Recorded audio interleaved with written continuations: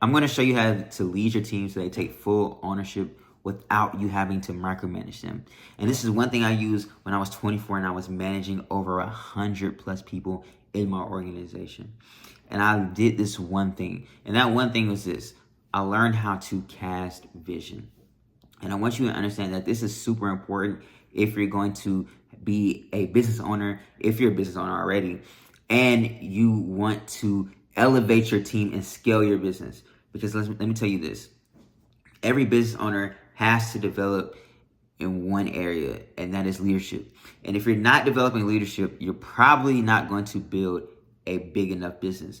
And I want you to understand this. When I was leading an organization, and even when I help my clients with their leadership and their mindset and performance, I teach them that they have to learn how to start casting visions to their team, so that way they take full ownership of the company, the full ownership of what their tasks are, so that way they can lead and then help them not micromanage those same people. Because I want you to understand this. If you start micromanaging the people in your organization, they're going to start to resent you and not want to be a part of the team. Micromanagement is the number one way to get the people on your organization to resent you. Why?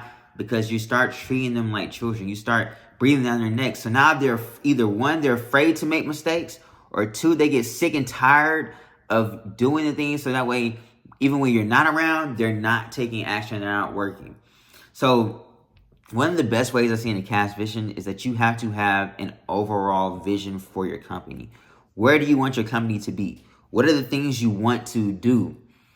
Whether it's a revenue goal, whether it's a community goal, or it's a whatever goal it is, doesn't really matter. But you have to figure out what that vision that you have for your company. Maybe your vision is you want to be the number one company in your niche. Maybe it's you want to have this amount of money in sales, or this amount of money in revenue.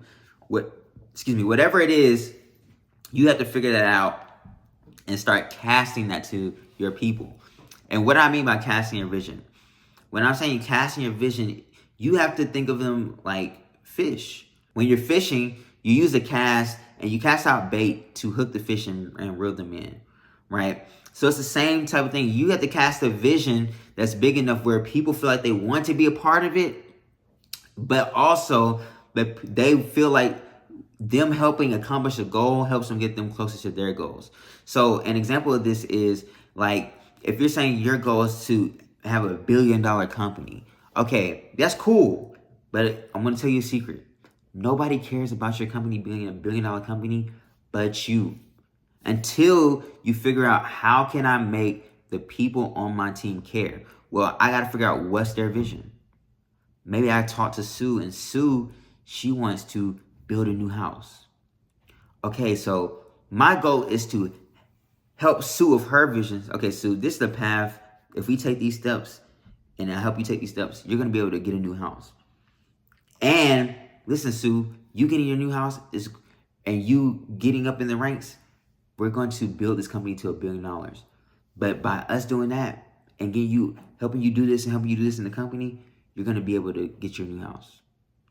You got to start casting the vision of your business and using the people's visions that they have and helping them with their goals, their dreams, their aspirations, and helping them move to move the vision of the business. And how you do that is that you have to have a clear path to success in your business, right? If your business is a dead-end job where nobody can elevate, nobody can become better people, or nobody can do anything but just work and do tasks, it's not going to work overall.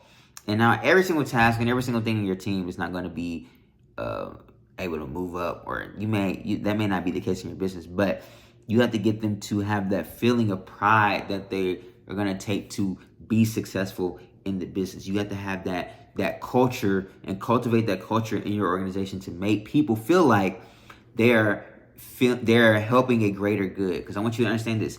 The psychology of humans want to be a part of something bigger than themselves. That's why people get attached to political factions. That's why people get attached to certain religions. It doesn't matter if you believe what believe in it or not, that doesn't matter. What matters is this, that people want to be in something bigger than themselves. So are you creating that vision in your company? If your company is just to make people are just coming to your company so they can make $20 an hour, $30 an hour, you're probably not going to get the quality of people, number one, where you don't have to micromanage. But number two, you're probably going to get people who don't care.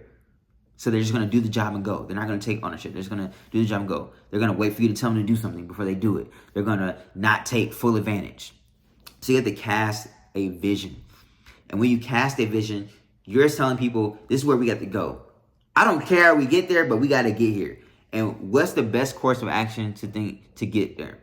So now I was leading my sales organization. I was leading my sales team. I got them to a point where I said, okay, we want to get this much in sales. Okay, that's the vision. What's the best way for you to get there?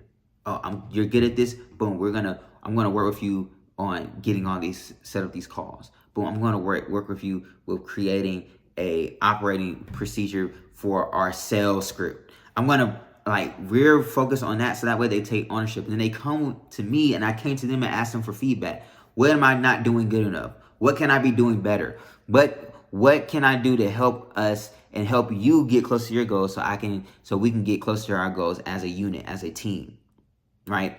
So we catch that vision. The other thing you can do is start celebrating your team more. Start giving feedback, not just feedback on when they're doing things bad, but feedback when they're doing things good. Because that positive reinforcement is going to make people want to do more, right? Same thing like you, when you were in school, when your teachers were pushing you and praising you for getting a question right or an answer right, what did it make you want to do? It made you want to answer more questions, right? If you got a question right and they said, good job, yes, that's it. It made you feel confident and want to go answer more questions. The same thing in business. The same thing with your team. If you start praising people when they're doing great things in your company, it's going to make them want to go over and beyond.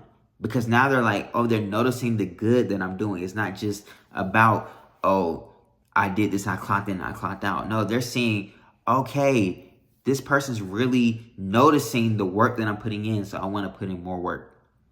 And that's just the simple things on the tip of the iceberg of getting your team to take full ownership without you micromanaging. Just way deeper levels. Let me know in the comments, should I go deeper in some leadership tactics, leadership things that I did that helped me scale my business, help the clients that I serve scale the other business. So listen, guys, I hope that you enjoy this video. I'll see you in the next one. And make sure you watch the video that YouTube may recommend you.